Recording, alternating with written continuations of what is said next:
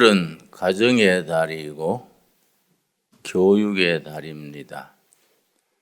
지난주에 어린이날 보냈고 또 어머니날 보냈습니다.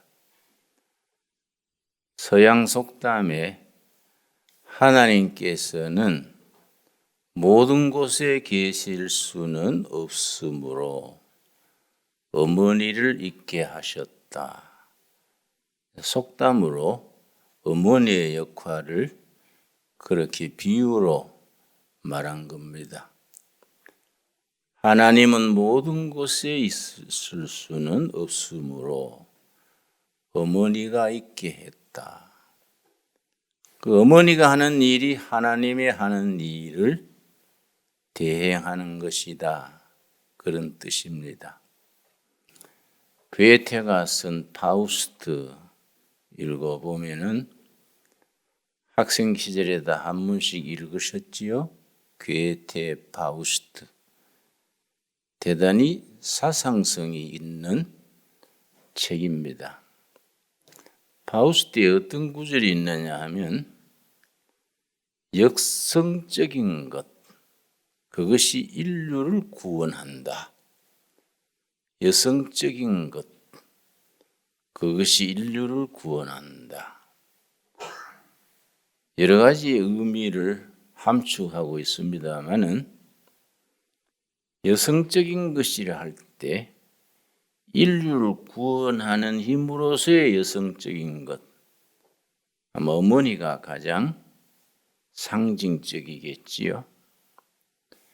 여성적인 것, 어머니의 심장, 자녀에 대한 그 열정, 헌신, 희생, 이런 것들이 인류를 구원한다.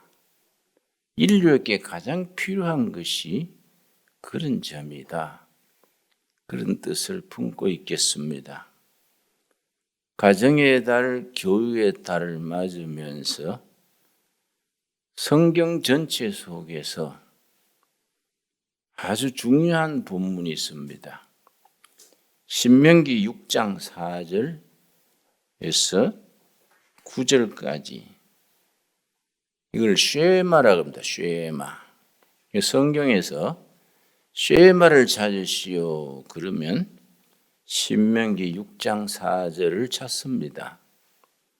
쉐마란 말은 히브리어로 들으라. 들으라가 쉐마입니다. 6장 4절 이스라엘아 들으라. 이제 영어나 히브리어에서는 명령문은 동사가 먼저 앞에 나오지요. 이제 명령문으로 나오기 때문에 성경 본문은 들으라 이스라엘아 이렇게 시작됩니다. 들으라가 쉐마기 때문에 쉐마 이스라엘.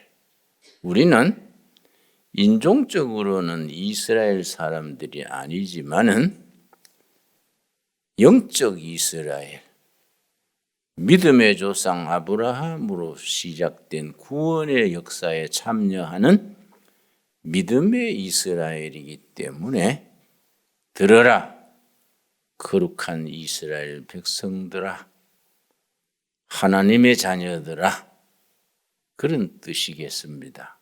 그래서 쉐마 이스라엘, 모든 하나님의 자녀들이 들어야 될 내용이 나옵니다.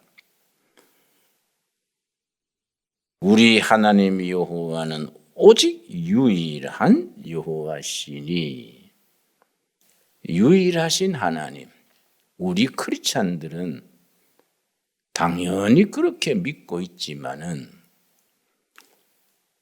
성경이 쓰여지던 그 고대 사회에서는 혁명적인 발상입니다.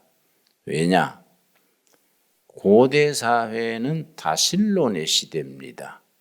특별히 서양 문명 중에 히랍 문명, 바벨론 문명은 다실론입니다. 히랍 신화에 신이 많이 나오지 않습니까?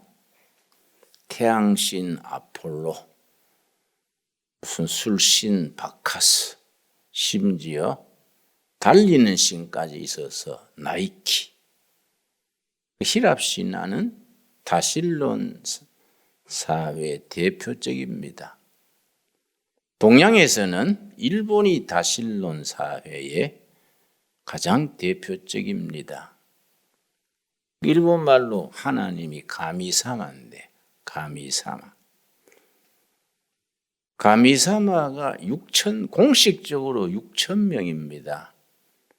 일본 문화에서는 여호와 하나님이 6,001번째 가미사마로 들어옮깁니다.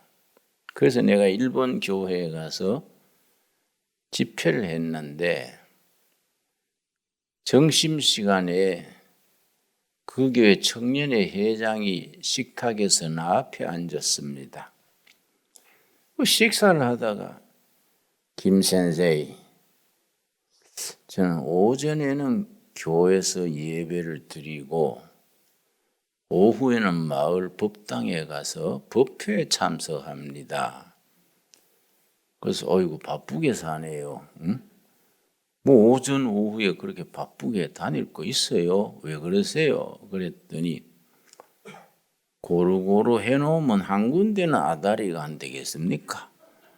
시침이 뚝 띄고 그래서 내가 할 말을 잃었습니다. 일본적 사고에서는 그게 통합니다.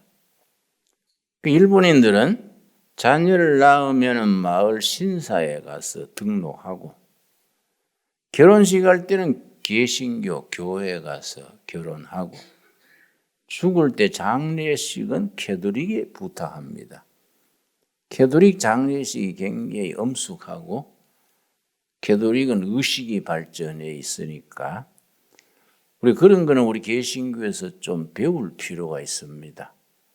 장례식을 아주 격식을 높여서 잘 치르니까 부모의 장례식 한번 치르고 나면은 자손들은 그 성당에 아예 딱 몸을 붙이게 됩니다. 일본 사람들은 그걸 신기로 다신론입니다. 다신론. 중국 사람들은 하나님 개념이 상당히 정치 경제적이어서 하나님을 상제, 황제 위에 상제, 황제 위에 계시는 황제가 상제입니다. 중국에서는 하나님을 상제로, 하늘에 있는 황제로 그렇게 표현을 하지요. 중국인들은 굉장히 경제적인, 정치적인 발상을 그걸 이코노폴리틱스라 그럽니다. 경제 정치적으로 이해를 합니다. 그런데 유일하게 코리아는 처음부터 유일신 하나님을 믿었습니다. 그래서 선교사들이 한국에 선교 와서 깜짝 놀란 것이 피선교지에 가서 제일 먼저 하는 것이 그 나라의 언어로 성경을 번역하는 거의 첫 번째 과제인데 성경을 한글로 번역하다가 선교사들이 감탄을 한 것이 여호와 하나님 유일신 하나님에 대한 개념, 컨셉이 한국 사람들 속에는 딱 들어있는 겁니다. 그걸 복음에 대한 전이해 그래요. 복음이 들어오기 전에 복음적 사고방식을 가지는 겁니다. 왜냐? 유일신 하나님. 우리 하나님 그러지 않습니까? 성경이 들어오기 전에 우리는 하나님을 믿은 거예요. 그리고 창조주로 설명할 때는 하느님, 하늘님. 한 분 하나님 생각할 때는 하나님. 근데 이제 강조점이 다르지요. 개신교는 유일신 하나님을 강조해서 하나님으로 표현하고 개도릭에서는 창조주, 우주를 다스리시는 하늘 개념을 살려서 하느님으로 표현합니다. 그래서 여러 해 전에 신부님들과 목사님들이 같이 성경을 번역한 신구교 합동 번역판이 나왔었습니다. 그런데 번역하는 사람들이 서로 토론을 하다가 끝에는 어떻게 했냐면은 같이 번역을 하되 개신교파는 하나님을 하나님으로 인쇄하고 캐톨릭파는 하느님으로 인쇄하자. 결론을 그렇게 지어서 각자 출판을 달리 했습니다. 그런데 동양에서 코리아는 유일신 하나님을 처음부터 믿은 겁니다. 그렇게 준비된 민족이 없습니다. 심지어 아프리카의 한 민족은 하나님에 대한 개념이 없어요. 그냥 추장만 있지 하나님 개념이 없어서 선교사가 그 민족에 맞는 하나님 개념을 찾는데 7년을 해보였어요. 7년.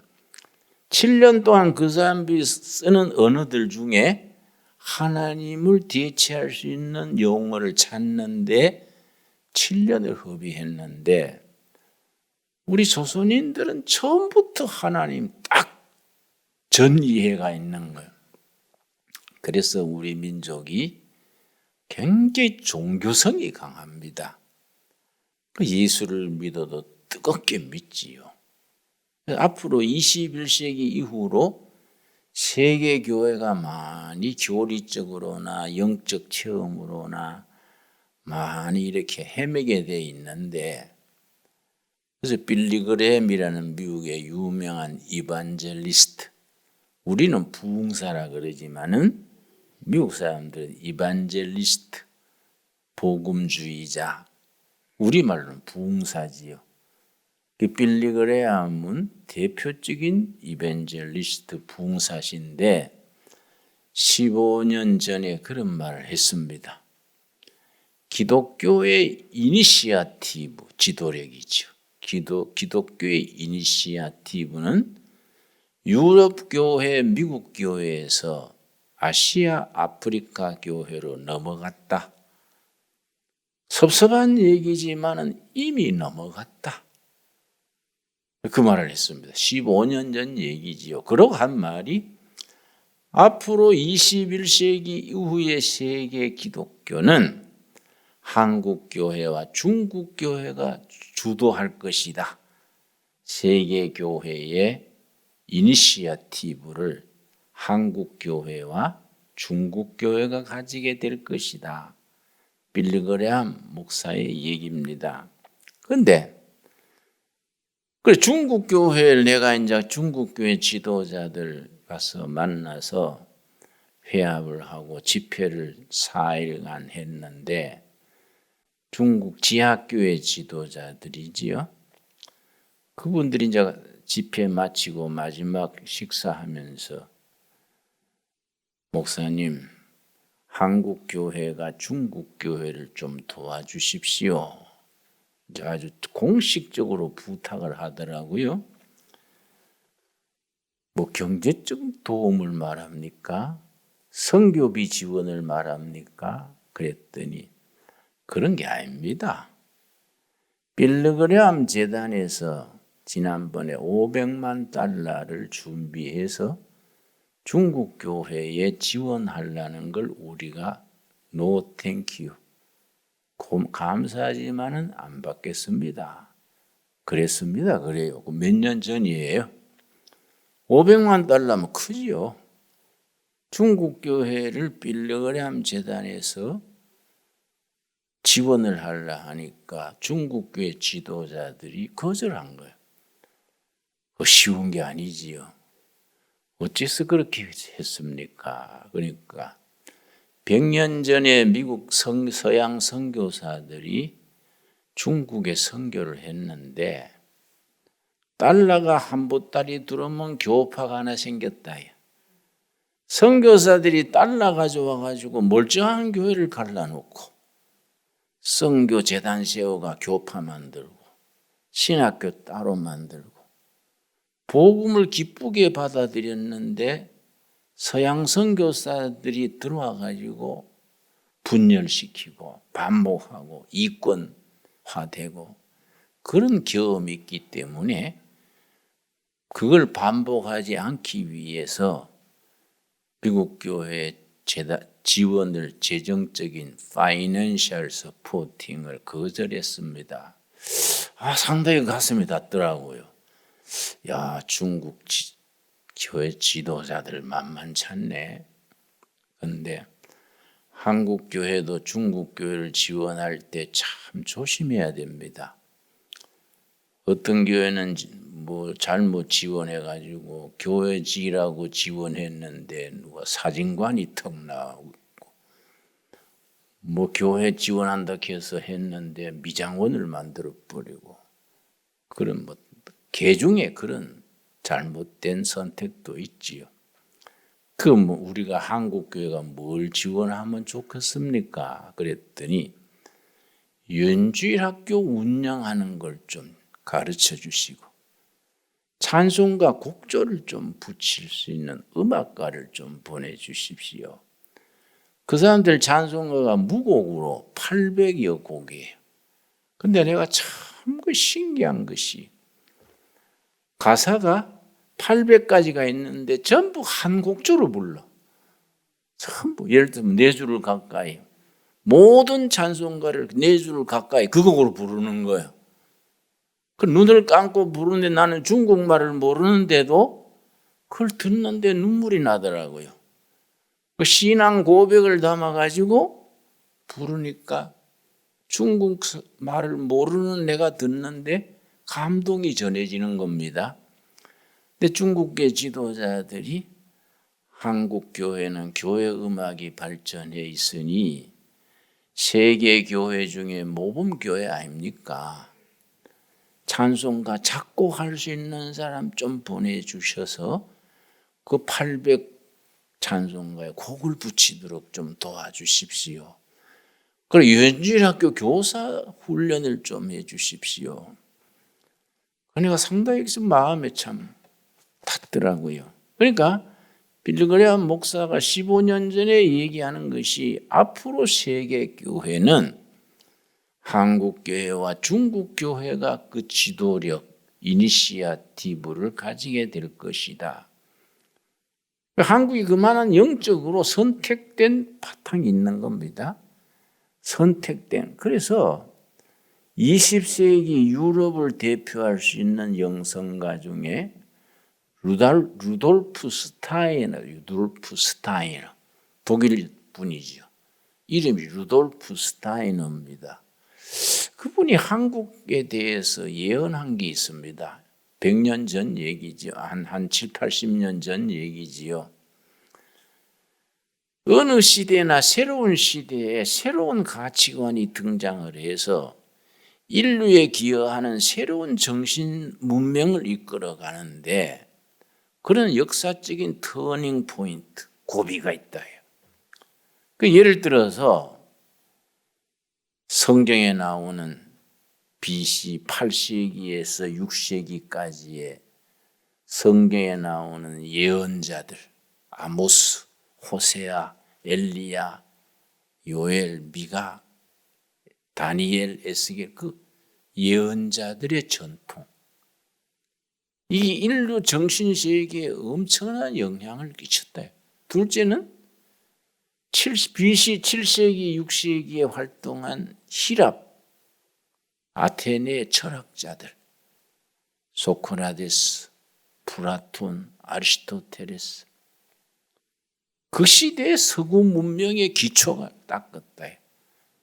그리고 AD 2세기 초대교회 크리스찬들. 자기 신앙 그 가슴 품고 그걸 가지고 기꺼이 사자굴로 들어가고 기꺼이 십자가 길로 순교당하고 그 2세기 로마 박해 시대에 순교당한 크리스찬들이 아무리酷형을 가해도 웃으면서 죽었다. 왜냐? 천국 소망을 품고 하나님의 나라를 바라보고 그들은 뭐 찌푸리가 막 불행하게 울면서 죽은 게 아니다. 소망 중에 웃으면서 죽었다. 그게 AD 2세기, 3세기의 기독교, 초대교회 교인들.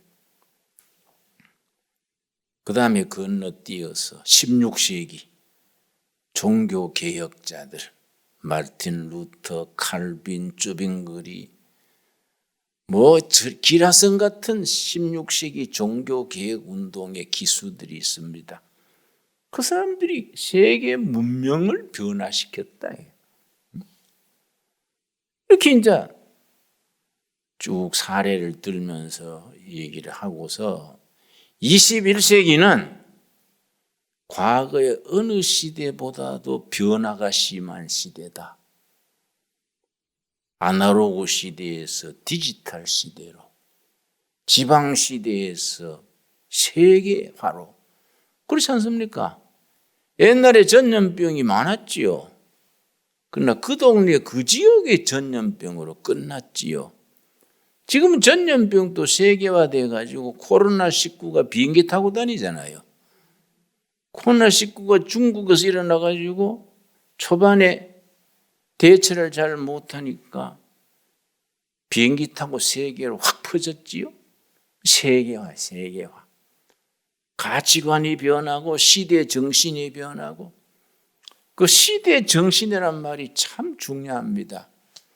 독일의 헤겔이라는 철학자가 참 훌륭한 철학자인데 역사철학이라는 유명한 책을 남겼습니다. 역사철학. 그 역사철학에 헤겔가 무슨 말을 했냐면, 어느 시대나 그 시대를 이끄는 시대 정신이 있다. 시대 정신. 그걸 짜이트가이스트 그래요. 짜이트는 시대고 가이스트는 정신입니다. 시대 정신. 그 시대만에 가지는 시대 정신, 짜이트가이스트가 있다. 어떤 사람이 지도자가 되어야 되느냐? 그 시대의 시대 정신을 몸으로 체득, 몸으로 익혀서 그 시대 정신을 정치에, 사회 변화에 그걸 실천하는 사람이 진정한 지도자다. 역사 철학에 나오는 얘기지요. 그런데 독일의 성각자 루돌프 스타이너가 한국에 대해서 하는 말이 뭐냐 하면은 21세기 격변하는 시대에 극동에서 새로운 시대 정신을 구현하는 민족이 등장한다. 아날로그 시대에서 디지털 시대로, 산업화 시대에서 새로운 시대로 변화하는 시대에 쓰임받는 민족이 극동, 파이스트, 극동에서 출현한다. 그 민족은 오랜 고난의 역사 속에서 고난 속의 삶의 의미, 고난 속의 삶의 의미를 몸으로 익힌 민족이 될 것이다. 나는 그 나라를 코리아로 본다. 그 사람의 얘기입니다. 그런데 우리가 참 깊이 생각해야 돼요. 우리가 그냥 교회 왔다 갔다 그냥 이렇게 그런 신앙가는 안 돼요. 그 신앙은 본질이고 진리 자체고 생명의 신앙이기 때문에 신앙생활을 한다는 것은 굉장히 진지해야 됩니다. 그리고 정직한 영혼이 돼야 되고 고민해야 돼요. 이 고민 안 하는 교인은 골치 아픈 겁니다. 고민 안 하고 그냥 아멘 어깨만 들썩들썩하고 할렐루야 이렇게 분위기로 예수 믿는 사람들은 아무것도 변화시키지 못해요. 그런 맹한 교인들이 있으면 안 돼. 예수 믿는다는 것은 목사, 장로, 집사 그게 중요한 거 아니지 않습니까? 그런 거 다 내려놓고 순수한 영혼으로 하나님 앞에서 내 삶을 성찰하고 성경 말씀 앞에서 제대로 된 신앙 고백을 가지고 그 시대의 아픔을 같이 아파해야 돼. 뭔가 이 병든 시대의 대안이 뭐일까? 성경은 무슨 대안을 가르쳐 주는가? 이런 걸 고민하고 기도하고 그래야 된단 말이에요. 안 그렇습니까? 응? 자, 신명기 6장에 쉐마 이스라엘, 여호와 하나님은 유일하신 여호와시다. 그 다음에 5절 말씀, 하나님에 대해서 너는 마음을 다하고 뜻을 다하고 힘을 다하여 너 하나님이 여호와를 사랑하라. 마음을 다하고 뜻을 다하고 힘을 다하여 하나님을 사랑하는데, 이거는 선포지요. 하나님 사랑해라. 그런데 성경이 위대한 것은 구체적입니다. 성경은 영적이면서 현실적이고 영적이면서 구체적입니다. 부흥 떠가지고 성령 충만합니까? 아멘. 이게 없어. 구체적, 구체적. 성경이 다른 종교의 경전하고는 차원이 다릅니다. 아주 실사구시고 실천적이고 삶에 적용할 수 있도록 딱 돼 있는 거지요. 하나님을 마음을 다하고 뜻을 다하고 힘을 다해 사랑하라. 그러고 지나가 버리는 게 아니라고요. 하나님을 사랑하는 방법 세 가지를 일러, 세 가지. 구체적으로. 하나님을 사랑하는 내용이 있어야 될 거 아닙니까? 그렇지요? 뭐 가지고 하나님을 사랑하는 겁니까? 집 팔아 바치는 게 하나님 사랑입니까? 직장 사표 내고 뭐 선교소로 가는 게 사랑입니까? 하나님을 사랑하는데 어떻게 하느냐? 어떻게? 몇 가지라고요? 세 가지. 그걸 우리가 잘 몸으로 익혀야 됩니다. 그리고 가정의 달에 우리 가정에 그 적용이 돼야 돼. 교육의 달에 교육 내용으로 그 교육의 콘텐츠가 딱 거기 반영이 돼야 돼요. 교회는 그런 구체적인 적용 프로그램이 있어야 되지. 그냥 뭐 선포만 해놓고 뒤가 흐리면은 뭐야 적용이 안 되지 않습니까? 자, 첫째가 뭐이냐? 6절이 첫째지요. 세 가지 중에 첫째입니다. 오늘 내가 너게 명하는 이 말씀을 너는 마음에 새기고, 첫째, 하나님의 말씀을 자기 마음에 새겨야 돼요. 하나님의 말씀을 자기 마음에. 기도회, 성경 공부, 말씀 읽기, 큐티. 하나님의 말씀을 자기 삶에 새겨 적용해야 돼요. 그래서 우리 온라인 교회에서는 우리 교인들이 꼭 암송하고 될 성경 구절을 지금 100개 뽑았습니다.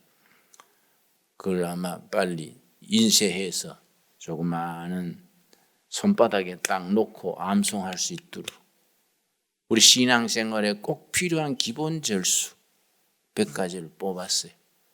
나는 기억력도 없고 나이 많아서 암송은 못해. 그냥 보고 읽지 뭐 이러면 안 돼요. 나이 관계 없습니다.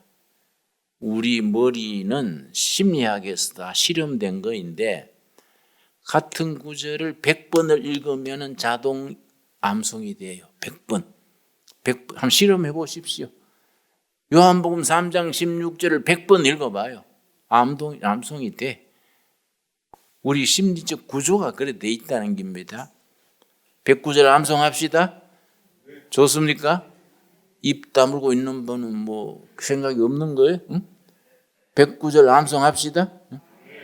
말씀이 마음에 담겨 있어야 돼. 성경 말씀에는 잘 박힌 못처럼 그게 암송이 돼 있어야 돼. 자기 마음에 새겨야 돼. 새겨서 실천해야 돼. 둘째가 뭐냐? 7절이 7절이 둘째지요. 너 자녀에게 부지런히 가르치며 집에 앉았을 때든지 길을 갈 때든지 누워 있을 때든지 일어날 때든지 이 말씀을 강론할 것이며 자녀들이 항상 말씀에서 떠나지 않게 해라 해요. 잠잘 때도 깨어날 때도. 그래서 8절 너는 또 그것을 너 손목에 매어 기호를 삼으며 너 미간에 붙여 표로 삼고 또 너 집 문설주와 바깥문에 기록할지니라. 그래서 유대인들은 어떻게 실천하느냐 하면은 어린아이들이 3살, 4살 때 이리 밖에 놀다가 콧물이 나오면 소매로 닦지 않습니까? 그럼 소매가 이게 먼저 떼묻고 하지요. 어머니가 정성스럽게 소매에 헝겊을 대주지 않습니까? 그래 나중에 이 소매만 바꾸면은 되는 거지요. 거기에 성경 구절을 수를 놓아줘요. 그 소매가 바꿀 때까지 그 구절을 암송하는 겁니다. 애가 밖에 나갈 때에 5살 때는 5살이 밖에 나가면은 눈높이에 성경 구절을 적어서 천장에 달아놔요. 문에 나갈 때 딱 성경 구절하고 눈높이가 딱 맞는 겁니다. 7살 되면 키가 커지니까 높여주지요. 그렇게 실천하는 겁니다. 그리고 어린아이들이 놀아야 되거든요. 어린아이들이 놀 때 못 놀면 애가 병이 생깁니다. 노는 아이가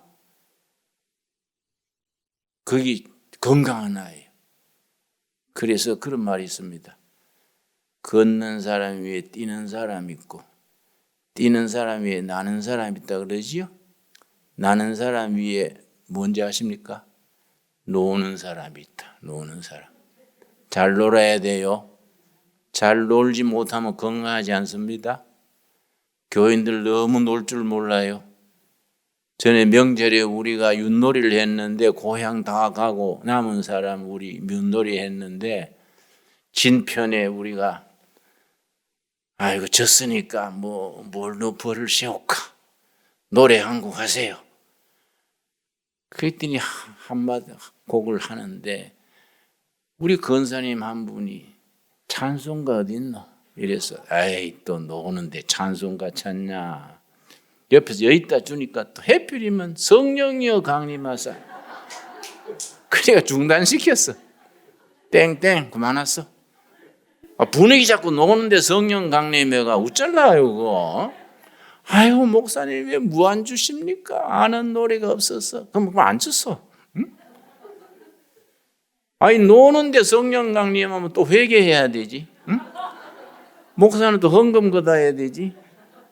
그 왜 그렇게 눈치 없이 예수 믿나 이게. 예배 시간에 맨날 졸더만은 왜 또 노는데 성령이여 강림하사. 그 이렇게 놀 줄 몰라. 놀 줄 알아야 돼요. 안 그렇습니까? 놀이라는 거 그래서 레위기 23장에 7절기가 있어요. 6월절부터 장막절까지. 7절기가 뭐 하는 기간인지 아십니까? 노는 날들이요. 노는 날. 1년을 7등분해가지고 그 기간에는 일도 안 하고 노는 거예요. 절기란 게 노는 기간입니다. 엿새 동안 일하고 7일째는 뭡니까? 놀아라. 응? 여러분 놀 때 하나님 중심으로 놀아라. 응? 참 이 성경이 그런 점에서 너무너무 실용적이고 깊이가 있지요. 그런데 이 어린아이들이 아침에 나가 놀면서 네 오늘 마음대로 놀아라. 딱 한 가지 성경 구절 요거는 암송해라. 요거 암송 안 하면 저녁 네 굶는다. 네 암송을 하면 꿀사탕 하나 준다. 꿀사탕. 딱 어머니가 일러줘요. 그럼 애가 하루 종일 놀다가 저녁에 들어가 식사할 때 그거 암송해야 돼. 암송하면 꿀사탕을 줘요. 암송 못하면은 저녁을 굶깁니다. 실제 굶깁니다. 그 사람들은. 왜냐? 그 아이의 장래를 위해서. 하루 종일 멋대로 놀 때 성경 말씀은 또 암송해라. 그래서 꿀사탕이 어디서 나오냐면 에스겔서 3장. 에스겔서 3장 보겠습니다. 그런 배경에서 이런 말씀이 나오는 겁니다. 에스겔서 3장.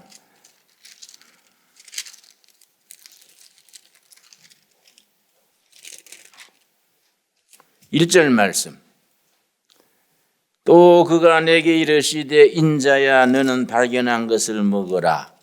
너는 이 두루마리를 먹고 가서 이스라엘 족속에게 말하라 하시기로 내가 입을 벌리니 그가 그 두루마리를 내게 먹이시며 내게 이르시되 인자야 내가 너게 주는 이 두루마리를 너 배에 넣으며 너 창자에 채우라 하시기로 내가 먹으니 그것이 내 입에서 달기가 뭡니까?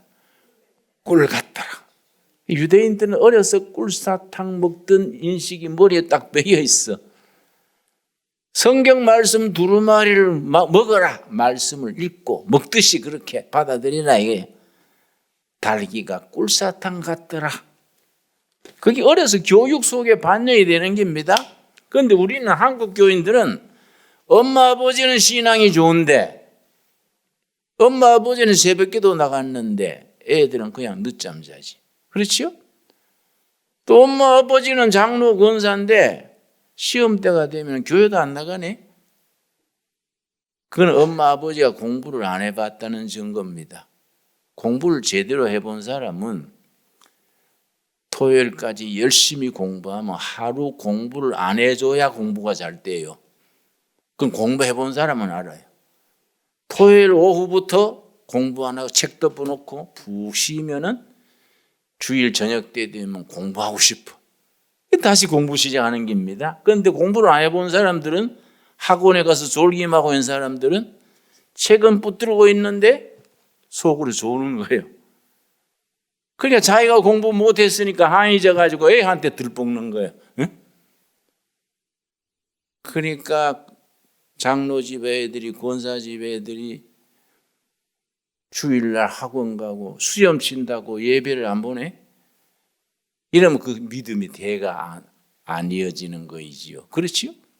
내가 어떤 가정 예배에 가서 가정 예배를 보는데 고3 딸이 있어요. 얘가 예배에 안 나왔어요. 그래서 왜 이 집 딸은 가족 명단에 있는데 고3짜리 있는데 안 나왔네요. 그랬더니 아이고 시험 공부한답니다. 놔두시오.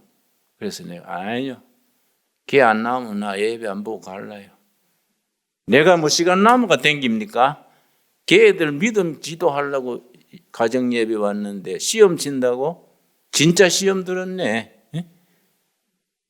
권사님 정신 차리시오. 시험 있을수록 예배 보고 기도 받고 말씀 읽고 시험 쳐야 잘하지. 시험 있다고 다 예배도 안 나오고 방에 있으면 지가 조는지 컴퓨터에 야동 보는지 뭐 알 게 뭐예요. 그렇지요? 내 말 이해가지요? 가정의 영적 질서를 부모가 세워야 돼. 그러니까 신명기 6장 쉐마 이스라엘 이 살아있는 말씀이에요. 어머니 아버지 신앙이 아들 딸 손자대로 이어져 가야 되는데 이게 왜 안 이어져 가느냐? 쉐마 이스라엘을 실천을 못하는 겁니다. 자, 세 번째가 뭐이냐? 레위기 16장 18절, 레위기 19장 18절 말씀, 레위기 19장 18절. 자, 하나님을 마음을 다하고 뜻을 다하고 정성을 다해서 사랑하는데 사랑하는 내용이 뭐냐? 레위기 19장입니다. 레위기 19장을 거룩장이라 그래요. 거룩장. 레위기의 주제가 거룩한 생활이고 19장이 거룩장입니다. 자, 거룩장 중에서 18절 말씀. 원수를 갚지 말며 동포를 원망하지 말며 너 이웃 사랑하기를 너 자신과 같이 사랑하라. 나는 여호와이니라. 이웃을 어떻게 사랑하라고요? 네가 네 자신을 사랑하는 기준으로 네 이웃을 사랑해라. 자기가 자기 사랑하는 기준으로 네 이웃을 사랑해라. 이 세 가지가 하나님 사랑하는 세 가지 전통입니다. 자, 첫째 뭡니까? 말씀을 자기 마음에 새길 것. 둘째 뭡니까? 자녀에게 철저히 가르칠 것. 셋째 뭡니까? 이웃 사랑하기를 어떤 기준으로? 자기가 자기를 사랑하는 기준으로. 그렇게 사랑해서 자녀들 어떻게 길러야 되느냐? 예수님이 그 기준을 보여주었습니다. 누가복음 2장 52절 말씀. 자녀를 어떻게 키워야 되느냐. 그래서 우리 둘의 교육의 기준이지요. 누가복음 2장 52절 말씀. 자, 예수님이 자라실 때 유일하게 나오는 한 구절입니다. 우리가 이 교육의 기준이지요. 누가복음 2장 52절. 예수는 지혜와 키가 자라가며 하나님과 사람에게 더욱 사랑스러워 가시더라. 자, 네 가지지요. 첫째는 뭐가 자랐습니까? 지혜, 지적인 성장. 지혜가 자라고. 둘째, 키가 자라고. 건강, 신체적인 성장. 셋째 뭡니까? 하나님께 사랑받는 영적 성장. 네 번째 뭡니까? 사람에게 사랑받는 사회적인 성장, 인간관계, EQ, 감성지수. 이런 게 균형 있게 자라야 사랑구실하는 거이지요. 누가복음 2장 52절 예수님이 자라실 때 네 가지 기준, 우리 가정교육, 자녀교육의 기준입니다.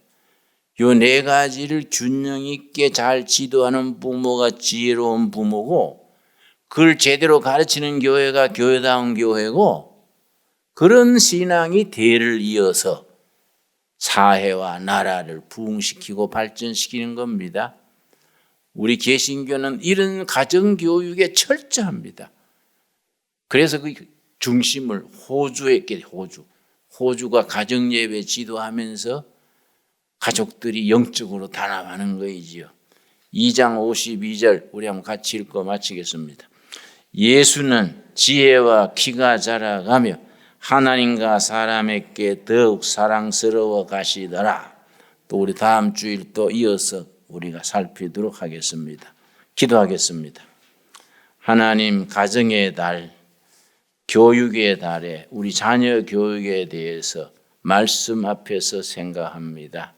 쉐마 이스라엘, 한 분 하나님을 마음을 다하고 정성을 다하고 힘을 다하여 사랑하되 생명의 말씀을 마음에 새기게 하옵시고 자녀들에게 정말 정성을 다해 가르치게 하옵시고 이웃을 내 몸같이 사랑하는 일에 실천하여 예수님이 자라실 때처럼 지혜롭고 키가 자라고 하나님께 사랑받고 사람에게 사랑받는 귀한 자녀들로 기르게 하여 주시옵소서. 예수님 이름 받들어 기도드렸사옵나이다. 아멘.